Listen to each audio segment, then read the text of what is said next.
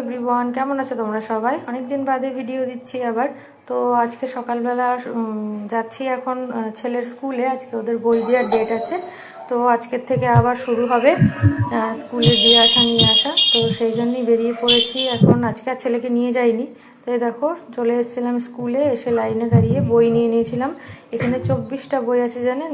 ওদের বই দেখে তো আমার মাথা ঘুরে যাচ্ছিলো প্রায়। এখানে সবাই বই মেলাচ্ছে বুক লিস্ট দেখে, আমারও মেলানো হয়ে গেছিলো। সবাই লাইনে দাঁড়িয়ে আছে। আর এই হচ্ছে ছেলের স্কুল। আর এখানে ছেলের বন্ধুর মা দাঁড়িয়েছিল আমার জন্য। তো চলো, হয়ে গেছে আমাদেরও নেওয়া, বাড়ির ঘোরার পালা। তো এবার যাচ্ছি ওদের সাথে। এই যে টোটোতে উঠে পড়েছি আর এখন বাড়ির দিকেই যাচ্ছি। আর হাই রোড তো প্রচণ্ড গরম ছিল, আর যেন বাইরে লু বইছে একেবারে। মুখের স্কিন যেন জ্বলে যাচ্ছিল, এরকম লাগছিল। এই যে 2 ব্যাগ বই হয়েছে।